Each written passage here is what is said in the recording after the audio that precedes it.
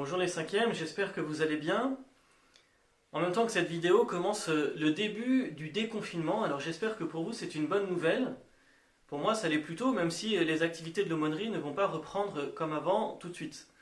Avec Luce, avec vos animateurs, on travaille pour voir comment est-ce qu'on va pouvoir se retrouver, bientôt j'espère, tout en gardant les mesures sanitaires qui nous sont demandées pour votre sécurité, pour la nôtre. En attendant, vos animateurs ont proposé la belle idée, je trouve, de reprendre notre habitude qu'on avait, au début de chaque séance, d'avoir un échange à partir d'une question que vous me posiez et à laquelle j'apporte une réponse. Alors aujourd'hui, la question qui m'a été posée, c'est les anges, les archanges, les chérubins, les séraphins, c'est qui, c'est quoi? Et c'est une très bonne question, parce que c'est une question dont on sent à la fois qu'il y a quelque chose de très important, que ça apparaît dans la Bible, ça apparaît dans notre foi, et en même temps on a tous entendu parler de choses complètement farfelues, complètement bizarres, à partir des anges, ce qu'on appelle de l'ésotérisme, et qui n'a rien à voir avec notre foi chrétienne. Avant de vous parler des anges, je pense qu'il est important que nous ayons tous en tête une réalité qui n'est pas évidente dans notre société. Cette réalité, c'est que dans toutes les civilisations du monde et dans toute l'histoire de l'humanité, sauf dans l'Occident depuis le milieu du XIXe siècle, on va dire, il y a une conscience évidente que le monde n'est pas que ce qui est matériel, ce qui est sensible, ce qui est visible, qu'il existe des choses réelles mais invisibles.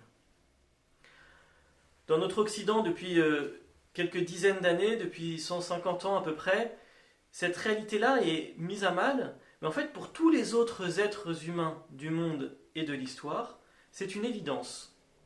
Une évidence que le monde ne se réduit pas à ce qui est visible et sensible.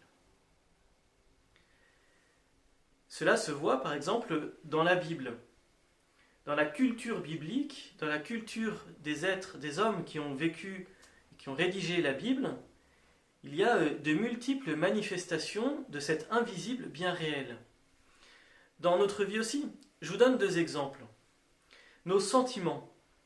Nos sentiments ne sont pas visibles. Alors on peut les traduire par une expression visible, mais le sentiment lui-même est invisible, pourtant il est bien réel. Quand j'aime quelque chose ou quelqu'un, c'est vrai, c'est réel, mais ça ne se voit pas forcément. Voilà une réalité qui est invisible. Une autre réalité, qui touche plus directement notre foi, c'est notre âme. Tous, nous avons une âme humaine, c'est ça qui fait que nous sommes des êtres humains, et cette âme est invisible, et pourtant elle est bien réelle. Je peux vous partager une lecture que j'ai faite il y a quelque temps et qui m'a beaucoup marqué, sur un sujet qui par ailleurs n'a rien à voir. C'est l'histoire d'un médecin japonais, Takashi Nagai, durant la Seconde Guerre mondiale, qui s'est converti en faisant l'expérience de l'existence de l'âme quand il a accompagné sa mère dans son agonie.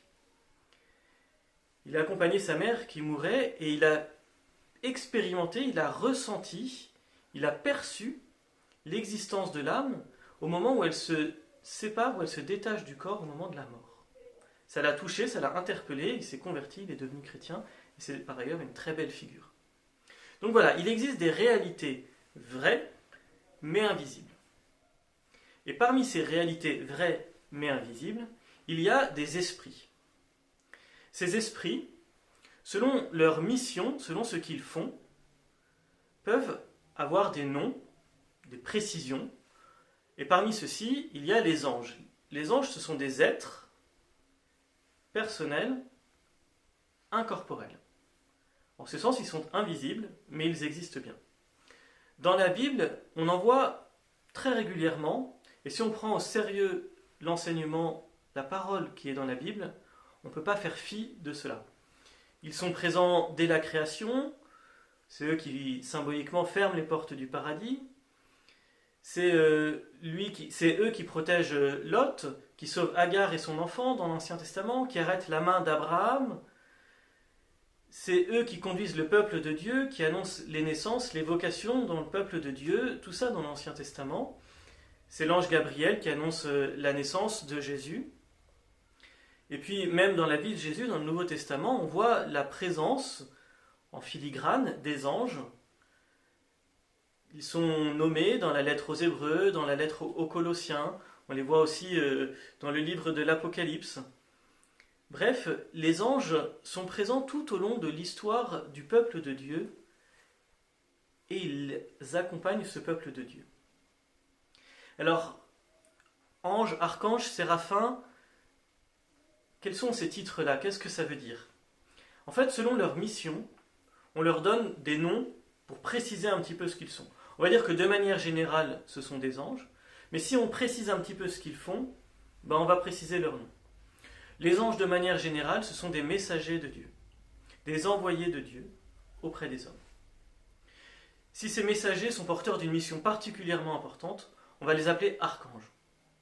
Archange, ça voudrait dire simplement super ange.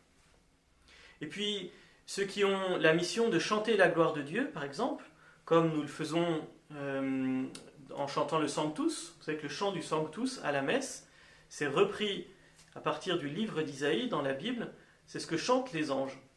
Et ces anges-là, on les appelle les séraphins. Il y a d'autres anges qui ont la mission de protéger la gloire de Dieu. Il y a d'autres anges qui ont la mission de diffuser dans le monde la loi de Dieu. Voilà, tout cela, ils ont des missions différentes et donc on leur donne des noms un petit peu différents. Il y a les séraphins, il y a les trônes, les dominations, les principautés.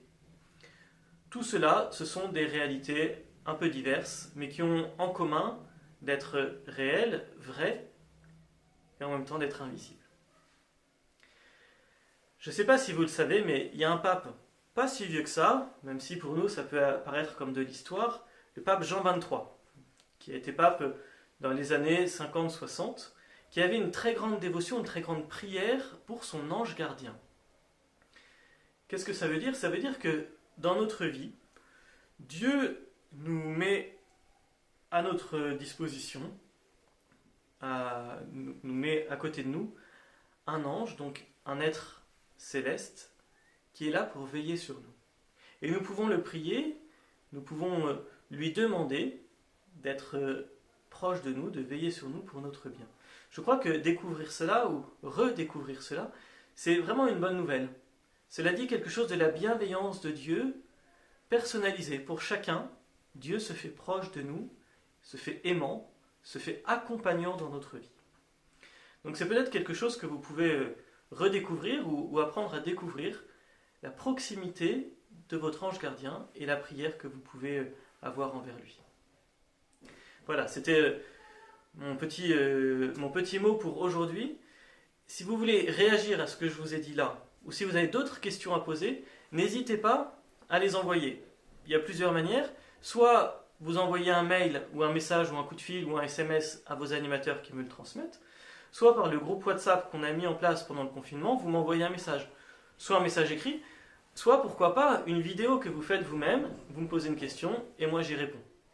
Voilà, je compte sur vous, réagissez, toutes les questions sont bonnes, toutes les réactions sont intéressantes.